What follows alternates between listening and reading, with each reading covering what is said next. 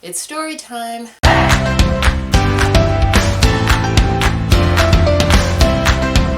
Hey guys, what's up?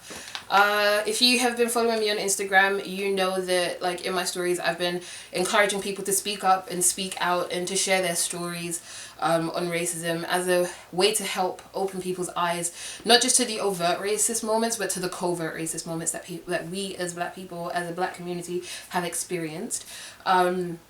And so I feel as though if I'm encouraging other people to share their stories, I too should share my story as well. I was a bit apprehensive at first to share it because I was afraid that I would be offending people by sharing it, and my friend actually called me out on it and said that that is the reason why I didn't speak up in those moments of me experiencing it, because I was afraid of the fact that I was going to offend someone. And if there was ever a time for me to not be afraid of offending somebody, it would be now. And that just made me feel like I shouldn't be afraid. Like I should never ever feel uncomfortable to say to somebody, you're being racist right now. And so that is why I'm going to tell my story. So in 2013, so from 2013 to 2015, I was part of a production, a seasonal production called the Polar Express Live in Oakhampton, Devon. It's in England, you can Google it. So being part of this production was actually a really fun experience for me. It was my first seasonal gig, shall I say. And I like was so excited to be part of that magic, that Christmas magic. When I joined the cast, I didn't think anything of it. I wasn't expecting anything other than to just have a good time.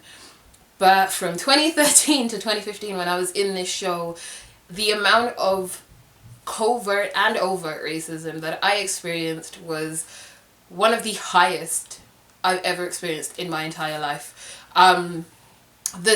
The show itself was set in Oakhampton, which is, I guess, is a pretty small village in Devon. And in this village, I don't know if they just don't get black people, but when I got there, I was essentially the only black person I saw. Like, there weren't many black people. In my first year, there weren't any black people. The second year, I think I saw like one black guy. My third year, I think I saw an entire family. But like, that was it. Like, I didn't see any black people. And the things that I went through in this town, from being accosted in the park by a group of white people of varying ages, varying genders, with dogs yelling and not dogs yelling, but dogs barking at me. People were yelling because two white women had accused me of following them into a park. When that hadn't been the case, I'd literally just gone to the park to write and listen to music, and it was like my off time, and I just wanted to just chill.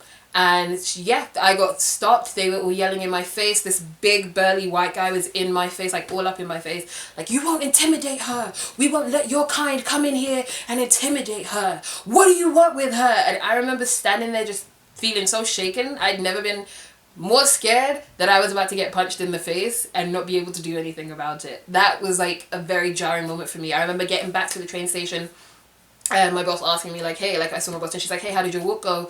And like I was like, I told her, but I didn't tell her the full extent of it. I was just like, oh, some like white woman just accused me of following her, and she was like, that's not okay. I'll see, like, I'm gonna make some phone calls about it. I believe she did actually make phone calls about it. I never actually followed up because I just didn't know, like, it was just a weird moment for me and I just didn't know how to handle it. I didn't even know how to handle myself. That was only one of the many different instances. There were so many different instances. I walked into the church and the entire church went quiet. They were like, oh my gosh. And like someone, like a kid, I guess, yelled out like, oh my gosh, she's black. And everyone was like, oh no, shh, no. Like it was like a thing. It was weird. There would be times when I went to the pub with like a couple of the cast members and people would stop and stare. I remember going to try and buy shoes at one of the stores, and when I walked in, before I'd even gotten the chance to walk up to the shoes that I was going to purchase, I had the cash and everything, the guy like in the store, the person in the store was like, oh, this store isn't open for browsing. And I remember thinking, why would you say that to me? Like, I saw people walking in and he just said, hi, hi, hi, or white people, and he said hi, but I walked in and he said the store isn't for browsing. Like, the assumption was just straight away there that, like, I'm not going to buy anything. I went to their local store. They had, like, a Peacocks, that's a clothing store, and I remember walking in and seeing like other people walking in before me and like no staff following them, and I walked in and the staff automatically became alert, started following me around, told me I'd have to leave my bag at the counter if I wanted to go to the changing room. Made no sense to me. And it just was weird. It was just weird. I would walk into stores and people would walk out. I walked into a charity store and people legit left the charity store. And it was just such a weird moment for me to experience that. And that was just from the town itself. Now imagine being in this town seasonally for 3 years. On top of that, while I was performing as well, I won't say I expected it, because I didn't, but I kind of gauged it from the town's reaction to me, that there would be some people who would be shocked in the audience from seeing me, I guess. But to actually hear and like be on the receiving end of all of that racism that I did get from most of the audience members was definitely shocking. I recall a time when the show was over and I actually got off the train to like wave goodbye to everyone. All these kids are like getting off, like, thanks for the show. Oh, we had a great time. And his dad like got off and he was like, oh, thanks for the show. It was so good. I loved all the work that you did. My kids had a great time. I'm like, oh, no worries. This is what we do. And then it was dark. So the show usually ends at night. It was dark and he was like saying all this stuff. And I'm like, thanks. Then he turns around and says, well, better not close your eyes because we don't want to lose you on the platform. And everyone around, all these white families around me just burst into laughter. And I remember standing there and thinking, is no one going to say anything? Like, because I don't feel like I can say anything because he's a customer. What if they like or yell at me? And that's a constant thought that runs through my mind, because a lot of people are going to watch this and be like, why didn't you speak up? Why didn't you call these people out? It is common knowledge that in this industry of acting, whether it's big scale or small scale, that Black people who speak up against racial discomfort or racial injustices tend to be considered difficult to work with, problematic, or they're just being a diva, or they're just playing the race card, or they just want special treatment. And being that I was the only Black person on the cast, I didn't want it to seem like none of the other cast members had problems. I was the only one coming with issues. So I didn't say anything and I kept just receiving all of this stuff. And it was like random things in different shows. There was a kid once who tried to rub the black off my skin, and I remember them rubbing their thumb on my face vigorously and being like, it's not coming off. And the parents could have used that moment as a teachable moment, but they didn't.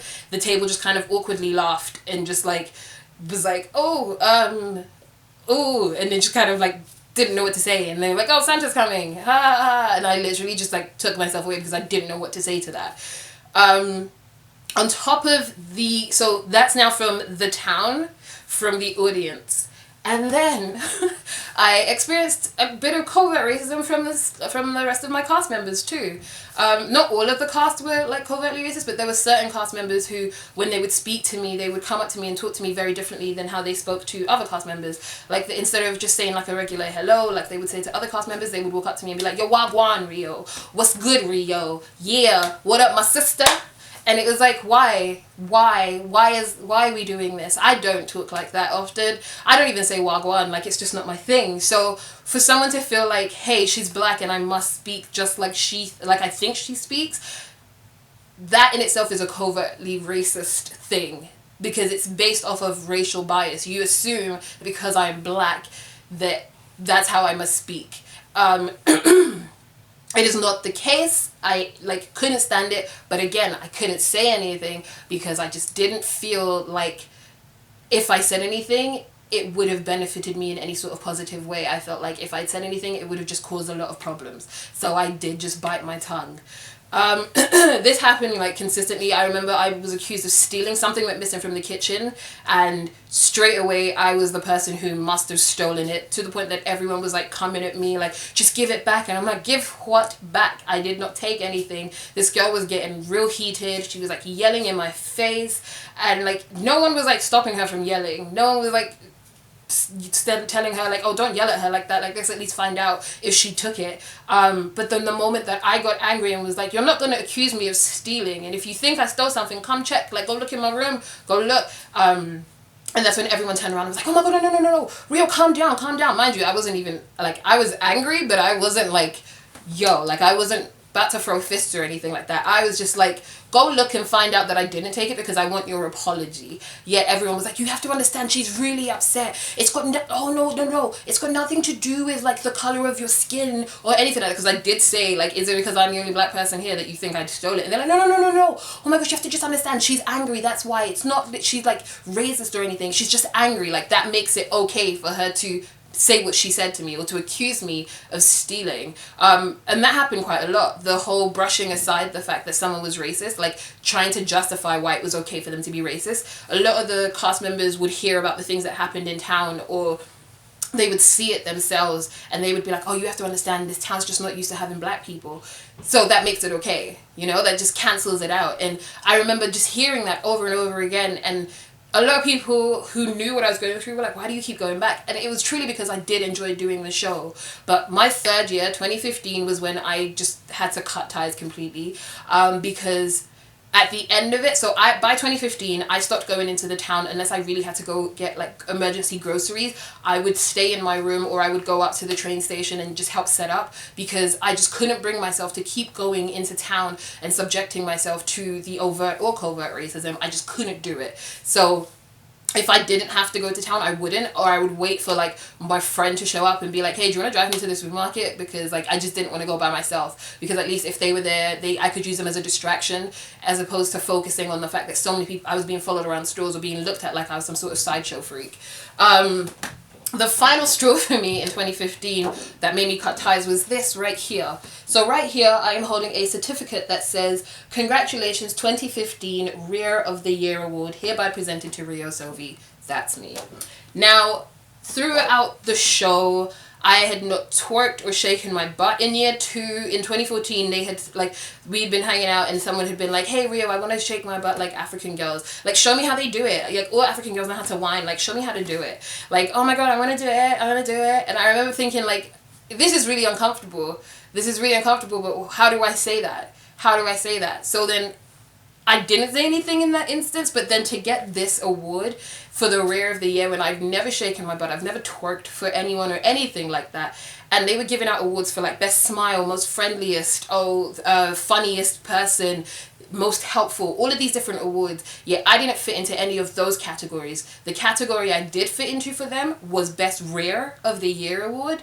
That for me was like the final straw. And when I got the call for year 4, so for 2016, and they were like, hey, we're doing the show again, do you want to come back?